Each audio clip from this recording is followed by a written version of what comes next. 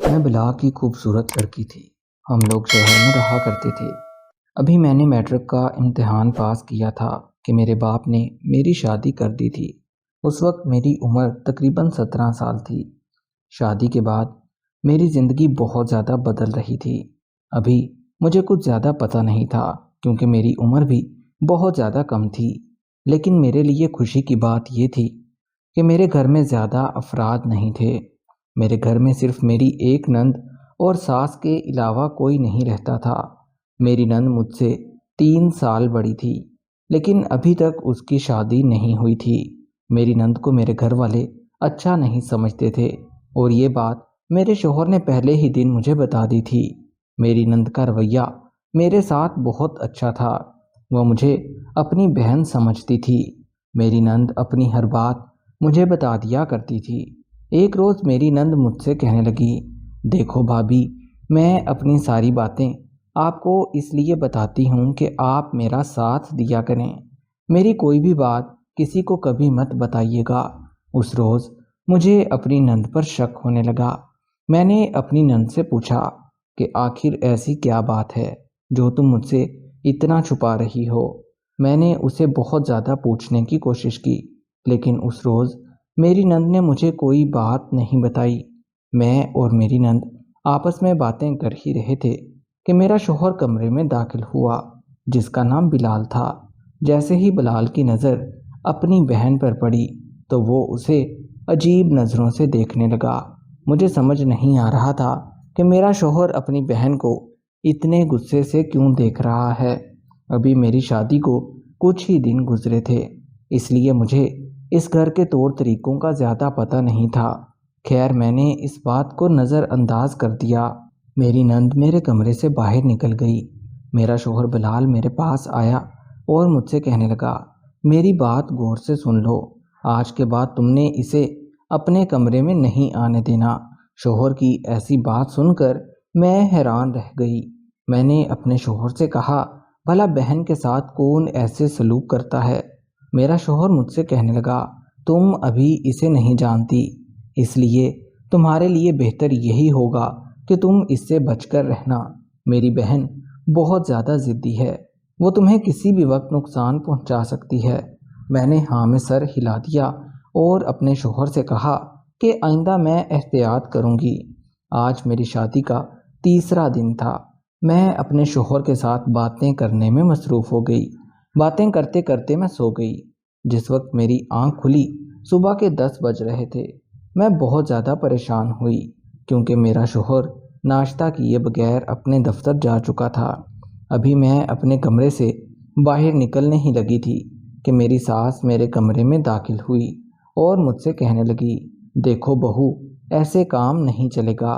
अगर तुम नमाज की पाबंदी नहीं करोगी तो तुम्हें इस घर में रहने की इजाज़त नहीं होगी। मुझे अपनी सास का ऐसा रवैया बहुत ज़्यादा बुरा लग रहा था।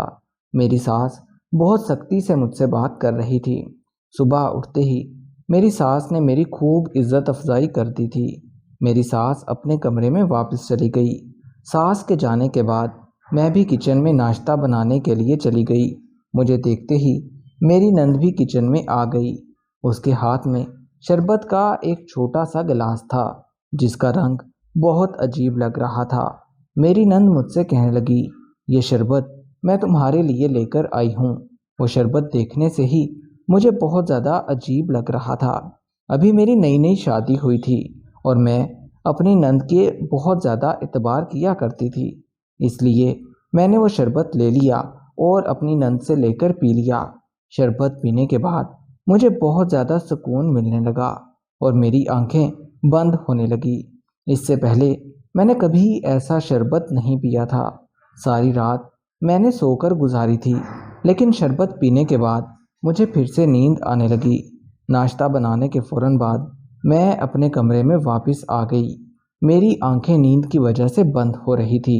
मैं अपने कमरे में आकर लेट गई। जब मेरी आंख खुली तो रात का तकरीबन 1 बज रहा था, लेकिन मुझे इस बात से बहुत ज़्यादा परेशानी हुई क्योंकि मेरा शौहर कमरे में मौजूद नहीं था। मैं कभी इतनी गहरी नींद नहीं सोई थी। मुझे अजीब सा खौफ महसूस होने लगा। मैंने कमरे में इधर उधर देखा تو مجھے کوئی نظر نہیں آیا۔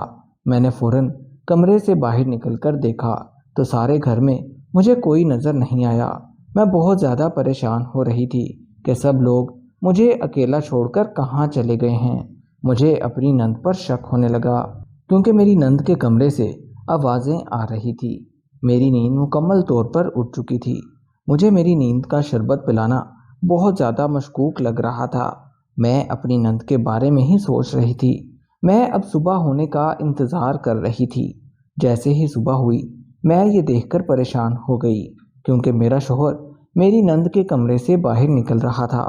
میری پریشانی بڑھتی جا رہی تھی۔ میں نے اپنے شوہر کو مخاطب کیا اور اس سے پوچھا کہ آپ میرے کمرے میں کیوں نہیں آئے؟ میرا شوہر مجھ سے کہنے لگا میری بہن کی طبیعت ٹھیک نہیں تھی، اس لیے میں اسی کے کمرے میں رک گیا تھا۔ میں نے ایک دفعہ پھر سے اپنے شوہر کی باتوں پر یقین کر لیا تھا۔ اس دن کے بعد سے میری ساس بھی مجھ سے نظریں چرانے لگی۔ شاید میری ساس بھی مجھ سے کچھ چھپا رہی تھی۔ پتہ نہیں کیوں مجھے ایسے لگ رہا تھا جیسے سب گھر والے میرے ساتھ کوئی کھیل کھیل رہے ہیں۔ معمول کے مطابق دن گزرتے جا رہے تھے۔ میرے شوہر کا رویہ بھی مجھ سے بہت زیادہ بدلتا جا رہا تھا۔ اب میرا شوہر اکثر دیر کو واپس گھر آیا کرتا تھا۔ ادھر میری نیند میرے کمرے میں سونے لگی۔ میں اپنی نند سے بہت زیادہ تنگ آ چکی تھی۔ میں نہیں چاہتی تھی کہ میری نند ہر وقت میرے کمرے میں ہی بیٹھی رہے، لیکن میری نند پیار بھری باتوں میں مجھے الجھا لیا کرتی تھی اور ہر وقت میرے کمرے میں رہا کرتی تھی۔ میری نند میری بہت زیادہ خدمتیں کرنے لگی تھی۔ رات ہوتے ہی میرے لیے دودھ کا ایک گلاس لے آیا کرتی تھی۔ جیسے ہی میں دودھ پیتی مجھے گہری نیند آ جایا کرتی تھی۔ دودھ پینے کے بعد مجھے بالکل ہوش نہیں رہتا تھا۔ ادھر میرا شوہر اب کئی دن بعد گھر واپس آیا کرتا تھا۔ میں ان سب باتوں کی وجہ سے بہت زیادہ پریشان ہو رہی تھی۔ ایک روز جیسے ہی میری نند میرے لیے دودھ کا گلاس لے کر آئی، میں نے وہ دودھ کا گلاس گرا دیا۔ میری نند نے سمجھا کہ شاید میں وہ دودھ کا گلاس پی چکی ہوں۔ اس کے بعد میں نے سونے کی ایکٹنگ کرنا شروع کر دی۔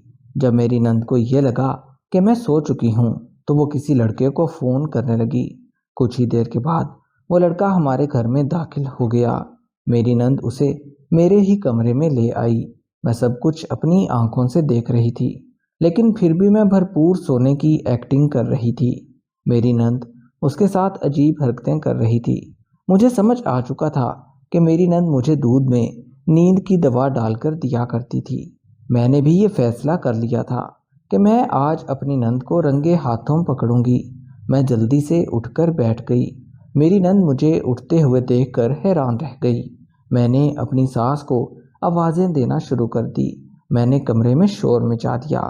جب میری نند نے دیکھا کہ آج وہ رنگے ہاتھوں پکڑی گئی ہے تو اس نے الٹا الزام مجھ پر لگانا شروع کر دیا۔ اتنی دیر میں میری ساس بھی کمرے میں آ گئی۔ ابھی میں اپنی ساس کو سب کچھ بتا ہی رہی تھی کہ میری نند مجھ سے پہلے ہی بول پڑی اور میری ساس کو کہنے لگی کہ یہ لڑکا روز بھابھی سے ملنے آتا ہے۔ نند کی ایسی باتیں سن کر میں بہت زیادہ حیران ہوئی۔ وہ مسلسل مجھ پر جھوٹے الزام لگا رہی تھی۔ میری ساس بھی مجھے ہی برا سمجھنے لگی۔ میری ساس شاید اپنی بیٹی کو بدنام ہوتے نہیں دیکھ سکتی تھی، اس لیے میری ساس نے بھی سارا الزام مجھ پر ڈال دیا۔ جب میرے شوہر تک یہ بات پہنچی تو اس نے بھی مجھے طلاق دینے کا فیصلہ کر لیا۔ میں نے اپنی ساس اور اپنے شوہر کی بہت زیادہ منتیں کی کہ اس سب میں میرا کوئی قصور نہیں ہے، بلکہ میں تو اپنی نند کی باتیں آپ سب کو بتانے ہی والی تھی، لیکن کوئی بھی میری بات سننے کو راضی نہیں تھا۔ الٹا میرا شوہر مجھ سے کہنے لگا میں نے تمہیں پہلے ہی روز منع کیا تھا کہ اپنی نند کو کمرے میں داخل نہ ہونے دینا۔ اگر تم اتنی ہی اچھی تھی تو میری باتوں پر عمل کر لیتی۔ میرا شوہر بھی میری کوئی بات نہیں سن رہا تھا۔ میری آنکھوں میں مسلسل آنسو آ رہے تھے۔ میرا شوہر بھی مجھے بہت زیادہ برا سمجھ رہا تھا۔ میری ساس نے اسی وقت مجھے گھر سے باہر نکال دیا۔ میں اب اپنی ماں کے گھر واپس آ گئی، لیکن میں اپنی ماں کو کیا بتاتی کہ میرے ساتھ کیا واقعہ پیش آیا ہے، اس لیے میں کئی دن تک چپ رہی۔ میری نند کی وجہ سے میری زندگی تباہ و برباد ہو چکی تھی۔